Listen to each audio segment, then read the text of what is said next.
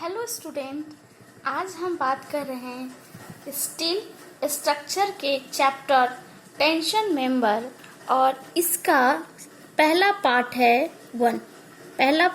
One.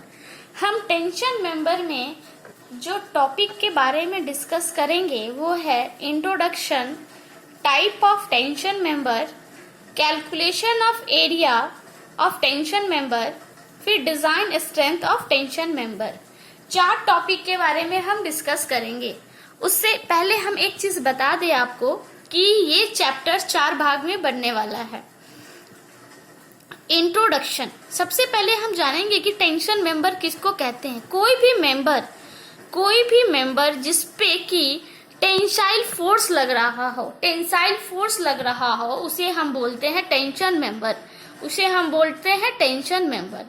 अब देखिए कि टेंशन मेंबर अगर है तो उस पे नेचर ऑफ फोर्स क्या होगा, इस तरफ होगा, बाहर की तरफ। यानी ये देखिए, ये टेंशन मेंबर का फोर्स मैंने दिखाया, ये टेंशन मेंबर है। लेकिन अगर इस मेंबर पे इस तरीके से फोर्स एक्सर्ट हो रहा है तो ये क्या हो जाएगा, कॉम्प्रेशन मेंबर। लेकिन हमें किसके बारे में बात करना है, टेंशन मेंबर की। वो मेंबर जिसपे टेंसाइल फोर्स लगता है उसे हम बोलते हैं टेंशन मेंबर। अब हम बात करते हैं, ये तो हो गई बोलने की भाषा में। अब इसे हम डिफाइन करेंगे कि टेंशन मेंबर पुलिंग मतलब खिंचाव, pulling force are applied in the opposite direction. देखिए, ये इसका इस तरफ डायरेक्शन है और इसका ये डायरेक्शन है। Opposite direction at the two end of the member. ये 1 एंड है, ये 2 एंड है। क्लियर है डेफिनेशन। अब हम कुछ स्ट्रक्चर है उसके बारे में बात करेंगे जिसमें टेंशन मेंबर कैसा होता है ये बात करेंगे। हम लोगों ने आम जिंदगी में देखा है सस्पेंशन ब्रिज, उसमें जो ऊपर में केबल्स लगे होते हैं, ये जो केबल्स लगे होते हैं, ये केबल्स क्या है, एग्जाम्पल ऑफ टेंशन मेंबर है। ये सस्पेंशन केबल का एग्जाम्पल है। उसके बाद अगर आप ट्रस्ट स्ट्रक्चर देखेंगे तो ट्रस्ट स्ट्रक्चर में ये जो पोर्शन है, ध्यान दीजिए, ये पोर्शन जो है आउटर वाला लंबा वाला पोर्शन, ये रैप्चर है और इस पे कॉम्प्रेशन मेंबर लगता है। लेकिन ये जो बेस है, ये देखिए, इसे फेमस नाम से जाना जाता है टाई बीम। और ये किसका एग्जाम्पल है, टेंशन मेंबर का। अगर आपसे भाईवा में पूछा जाए कि टेंशन मेंबर का एग्जाम्पल बताने, तो आप सस्पेंशन ब्रिज और ट्रस्ट के स्ट्रक्चर में ये टाई बीम को बोल सकते हैं, ये टेंशन मेंबर है। अब देखिए, टेंशन मेंबर जब है तो इस पे लगने वाला फोर्स टेंसाइल फोर्स होगा। टेंसाइल फोर्स जो है वो किसी भी बॉडी से गुजरेगा तो या तो उसके सीजी से होके गुजरेगा, यानी उस बॉडी के सेंटर से होके गुजरेगा, या कभी ऐसा हो सकता है बाय डिफॉल्ट, किसी कारण से बाय डिफॉल्ट वो उसके सीजी से अगर क्रॉस नहीं करेगा। मान लिया मैंने कि ये एक रेक्टेंगल मेंबर है, ठीक है, इसके सीजी से देखिए ये टेंसाइल फोर्स लोड पास कर रहा है। तो जब सीजी से पास कर रहा है तो इसकी जो स्ट्रेंथ है वो उतना ही होगी जितना कि इस स्ट्रेंथ का एक्चुअल है, इस ऑब्जेक्ट का एक्चुअल स्ट्रेंथ है, कोई चेंजिंग नहीं आएगा। ठीक है, बाय डिफॉल्ट ऑफ मैकेनिज्म कोई भी लोड अगर मटेरियल के सीजी से क्रॉस करता है तो उसका स्ट्रेंथ बहुत ज्यादा होता है। किसके कंपैरिजन में, अगर उसके सीजी से क्रॉस नहीं करता है। मान लिया कि ये डिस्टेंस इतना y से दूर पे टेंसाइल फोर्स क्रॉस कर रहा है, तो इस लोड को बोलेंगे इसेंट्रिक लोड और इस लोड को बोलेंगे एक्सियल लोड। हालांकि नेचर ऑफ फोर्स जो है दोनों में टेंसाइल फोर्स लग रहा है, लेकिन ये डिफरेंस क्या है कि एक मटेरियल में, इस मेंबर में लोड जो है वो सीजी से पास कर रहा है, ठीक है, मैंने दिखाया डायग्राम में। और इस मटेरियल में हमारा जो लोड है, कौन सा लोड है, टेंसाइल लोड, वो सीजी से पास नहीं कर रहा, कुछ दूरी पे कर रहा है, ठीक है। ये मैंने आर्बिट्रेटरी ले लिया है कि y है, ठीक है। अब इसके कारण इसके एरिया पे इफेक्ट आएगा, और कितना आएगा ये जान लीजिए कि इसमें जो स्ट्रेस होगा, इसका जो स्ट्रेंथ होगा वो परमिसिबल स्ट्रेस, ठीक है, इनटू एरिया, ठीक है। अभी आपको मैं बताने के लिए बता रही हूँ, इसको डिटेल से बात करूंगी। इसकी स्ट्रेंथ कम होगी as compare to axial loading. ठीक है, अब हम बात करते हैं टेंशन मेंबर की।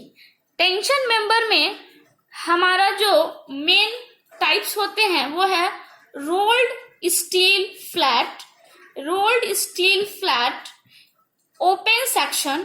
ओपन सेक्शन में हम जनरली जो यूज करते हैं वो एंगल सेक्शन होता है, चैनल सेक्शन होता है एंड आई सेक्शन होता है। ठीक है, मैं आपको बता सकती हूँ कि यहाँ पे एंगल सेक्शन देखिए मैं क्या बताना चाह रही हूँ। टेंशन मेंबर है, ये जो है हमारा एंगल सेक्शन है। अगर सामने से देखिएगा तो ये आपका ये जो पोर्शन है ये वाला, ये एंगल की तरह दिख रहा है और ये एक प्लेट से कनेक्टेड है। ये क्या है, एक प्लेट से कनेक्टेड है। ठीक है, ये एक प्लेट से कनेक्टेड है, ये वाला पोर्शन तो गसेट प्लेट है।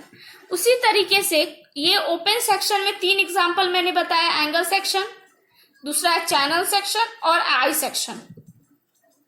Similarly close section, close section का एग्जांपल जो हम यूज करते हैं वो ट्यूब होता है। ठीक है, ट्यूब। ठीक है, ट्यूब। अब इन दोनों का कंपोजिशन जो होता है कंपाउंड फॉर्म ऑफ सेक्शन। जैसे मान लो कि हमने जब एक एंगल सेक्शन यूज किया, अगर इसके जगह पे अगर हम 2 एंगल सेक्शन यूज करेंगे तो वो क्या हो जाएगा, कंपाउंड सेक्शन। देखिए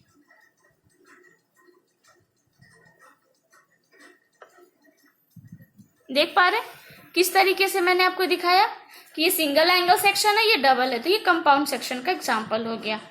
अब हम बात करेंगे, हमने 2 टॉपिक कवर कर लिया है, introduction, type of tension member. अब हम बात करेंगे calculation of area for the tension member. देखिए ये बहुत इंपॉर्टेंट है, प्लीज आप इसे ध्यान से पढ़िए। एरिया को मैंने 3 भाग में बांटा है। क्यों एरिया को मैंने 3 भाग में बांटा है, ऐसा क्यों? इसके पीछे रीजन है, वो रीजन ये है कि अगर हम किसी प्लेट को लिए तो उसकी जो एरिया होगी, मान लिया कि इसकी विड्थ और थिकनेस इतना है, तो टोटल एरिया को ही हम क्या बोलते हैं, ग्रॉस एरिया। क्या बोलते हैं, ग्रॉस एरिया। ठीक है, टोटल एरिया को ही हम क्या बोलते हैं, ग्रॉस एरिया। बी और टी है, उसको सिंपली अगर मल्टीप्लाई कर देंगे तो हमें ग्रॉस मिल जाएगा। ग्रॉस का मतलब हम सरल शब्दों में कह सकते हैं total area of the plate. लेकिन जब हम उस प्लेट में मान लो कि बोल्ट लगाना चाहते हैं, तो उस बोल्ट को लगाने के लिए हमें क्या करना होगा, प्लेट में होल करना पड़ेगा। और उस प्लेट में जो होल करेंगे वो बोल्ट या रिवेटेड के डायामीटर, मान लो ये हमारा बोल्ट है। ठीक है, ध्यान दीजिए, थोड़ा सा ध्यान दो। मान लो हमारा ये बोल्ट है। ठीक है, अब इस बोल्ट का जो मान लो डाया है, मान लेते हैं ये डाया है डी, डायामीटर ऑफ बोल्ट है, लेकिन इसको हमको इस होल के अंदर फिक्स करना है, अंदर डालना है। ठीक है, तो हम क्या करेंगे, ये जो होल का डाया होगा वो कुछ बड़ा होगा, ज्यादा होगा, स्वाभाविक सी बात है। तो उसको ज्यादा होता है, कितना ज्यादा होता है ये डिपेंड करता है कि डायामीटर ऑफ बोल्ट कितना है। ठीक है, डायामीटर ऑफ बोल्ट कितना है, तो ये जो होल ऑफ प्लेट होगा वो हमेशा डायामीटर ऑफ बोल्ट से ज्यादा होगा, हमेशा ज्यादा होगा। जितना डायामीटर, अगर मान लो एग्जांपल डायामीटर ऑफ बोल्ट अगर 16 mm है, तो डायामीटर ऑफ होल जो होगा, डायामीटर ऑफ होल देखो यहाँ पे मैंने लिखा है, वो 18 mm हो जाएगी, यानी कि 2 mm जो है वो उसे क्लियरेंस बोलते हैं। ठीक है, ध्यान दीजिए, ये डायामीटर ऑफ होल। तो इसका एरिया कैसे निकलेगा, इसका एरिया जो नेट एरिया है, मतलब जो हमारा ओरिजिनल है, ओरिजिनल में से हमने क्या किया, इतना एरिया को माइनस कर देंगे, इतना एरिया को हम क्या करेंगे, माइनस कर देंगे। ठीक है, तो देखो थिकनेस हमारी सेम है, थिकनेस में कोई चेंज नहीं आ रहा है, चेंज किस में आ रहा है, बी में।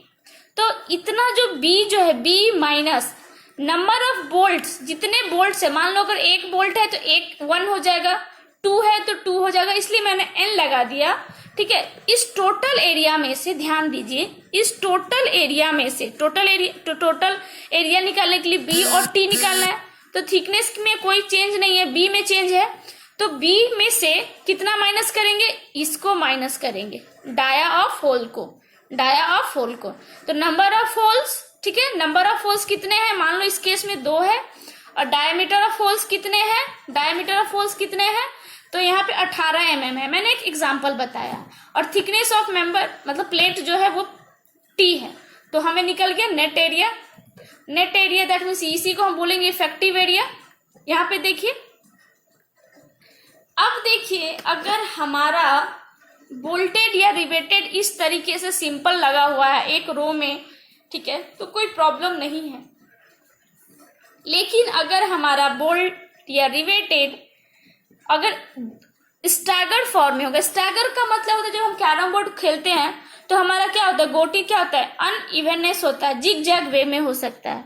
तो मैं मान लेती हूं कि हमारा ये जो प्लेट है, ठीक है, हमारा ये जो प्लेट है, ठीक है, ये प्लेट है, ध्यान दीजिए, इसकी थिकनेस T है और इसकी विड्थ जो है वो B है, ठीक है।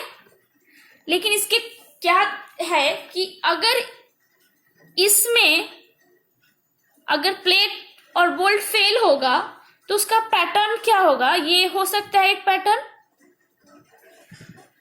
पैटर्न ये हो सकता है, और दूसरा पैटर्न ये हो सकता है कि 1 2, ठीक है, 1 2 3 हो सकता है, 1 2 3 पैटर्न में फेल करेगा। जब 1 2 3 पैटर्न में फेल करेगा और उस केस में अगर पिच लेंथ क्या होता है, दो बोल्टेड के बीच का पैरेलल डिस्टेंस, दो बोल्ट के बीच के पैरेलल डिस्टेंस को हम पिच लेंथ बोलते हैं, और परपेंडिकुलर लेंथ, दो बोल्ट के परपेंडिकुलर लेंथ को गॉज लेंथ बोलते हैं। तो अगर हमारा पिच लेंथ सेम होगा, मान लो इसकी और इसके लिए P है और इसके लिए भी सेम है, इस केस में मान लिया कि इसका भी P है और इसका भी P है, ठीक है, ध्यान दीजिए, इसका भी P है, दोनों क्या है, सेम है, P है। तो हमें इसका नेट एरिया कैसे निकालेंगे, B माइनस B क्या है, width of plate minus n number of bolts. तो इस केस में नंबर ऑफ बोल्ट्स क्या है, 1 2 3 में देखिए 1 2 3 हमारा, आप ये देख सकते हैं 1 2 3 जो है, उस केस में 1 2 3 में हमारा कितना बोल्ट्स है, 1 2 3। अब देखिए 3 के बाद हमने निकाला है summation of P square divided by 4G, ठीक है, summation of P square divided by 4G। तो हमारा P यहाँ दोनों के लिए सेम है, यहाँ इस इंक्लिनेशन दैट मीन्स इस बोल्ट और इस बोल्ट के लिए भी सेम है, और इन दोनों बोल्ट के बीच का भी P सेम है। तो हम क्या किए, सिंपली हमने 2 हमारा ये पोर्शन देखिए, ये पिच जो है वो 2 हो गया, 2 times of P square into 4G, G क्या है, गॉज लेंथ, सेम है, कोई डिफरेंस नहीं है। लेकिन एक केस ऐसा भी हो सकता है जिसमें हमारा पिच लेंथ जो हो वो डिफरेंट हो। मान लो हमारा ये केस है जिसमें बोल्टेड या रिवेटेड बोल सकते हो, 1 2 3, ठीक है, ये 4। तो इस पैटर्न में देखिए कि यहाँ से यहाँ के बीच जो बोल्ट का है पिच लेंथ उसे H1 माना है, और ये वाला पोर्शन जो है, ये वाला पोर्शन ये P2 है, P2S2 यानी स्टैगर्ड पिच लेंथ, यानी यहाँ पे पिच लेंथ क्या है, डिफरेंट है। तो इस यहाँ पे गॉज लेंथ लेकिन सेम है, देखिए यहाँ इसके और इसके बीच का डिस्टेंस सेम है, इसे G1 डाला है, और इसके बीच का डिस्टेंस सेम है, that means gauge distance same है लेकिन पर पिच डिस्टेंस क्या है, डिफरेंट है। तो नेट एरिया फॉर स्टैगर्ड, ठीक है, क्या होगा, B माइनस यहाँ देखिए मैंने जो फॉर्मूला लिखा है, ओरिजिनल फॉर्मूला, D3 क्यों लिखा, कितने नंबर ऑफ बोल्ट्स है, 1 2 3, तो यहाँ 3 हो गया। अगर इसके जगह 4 होते हैं 4 लिखते हैं, 5 है नंबर ऑफ बोल्ट्स, ठीक है, यहाँ देखिए number of bolt hole at critical section, ठीक है। तो ये हमारा 3 हो गया।